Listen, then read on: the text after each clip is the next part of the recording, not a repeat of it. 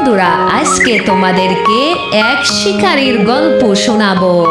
শিকারী তার বাড়ি থেকে বের হয়ে প্রত্যেক দিন জঙ্গলে গিয়ে সে হরিণ শিকার করে, আর ওই হরিণ শিকার করে বাড়িতে এনে তারা সকলেই সেই হরিণ খেয়ে থাকে এবং এই হরিণ বিক্রয় করে তার সংসার চালায়। এভাবেই শিকারী প্রত্যেক দিন হরিণের খোঁজে সে জঙ্গলের দিকে গিয়ে সে হরিণ শিকার করে। আজও সে জঙ্গলের দিকে চলে যায়, গিয়ে দেখে যে জঙ্গলের মধ্যে অনেকগুলো হরিণ ঘোরাঘুরি করতেছে। সে হরিণগুলো দেখে অনেক আনন্দ পায়, কারণ সে আজকে সে হরিণটাকে শিকার করে নিয়ে বাড়িতে যাবে আর হরিণকে খেয়ে তার পেট ভরবে এবং বাজারে বিক্রয় করে সে অনেক টাকা পাবে। এই জন্য শিকারী খুবই খুশি হয়।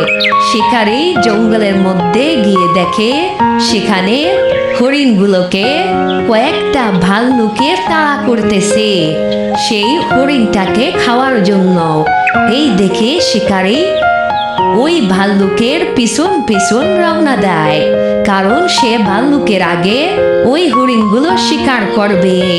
সে হাঁটতে হাঁটতে ওই হরিণগুলোর পিছু নিতে নিতে একটা নদীর পাড়ে চলে যায়।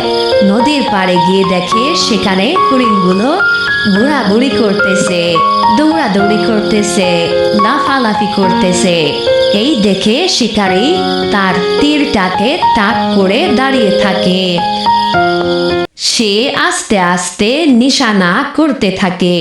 একটা তীর মারলে সেটা মিস হয়ে যায়, আর একটা তীর সে হরিণের উদ্দেশ্য তাক করে ছুঁড়ে তখন হরিণটা আবার নিচু হয়ে যায়, সেটাও মিস হয়ে যায়।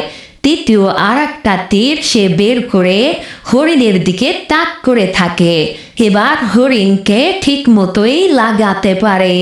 হরিণটা মাটিতে লুটিয়ে পড়ে আর সে হরিণটাকে কাঁধে করে নিয়ে আস্তে আস্তে করে সে বাড়ির দিকে চলে আসে। এভাবেই শিকারীর জীবন চলতে থাকে। তো বন্ধুরা, আমাদের ভিডিওগুলো যদি ভালো লেগে থাকে অবশ্যই সাবস্ক্রাইব করে আমাদের সঙ্গে থাকবে।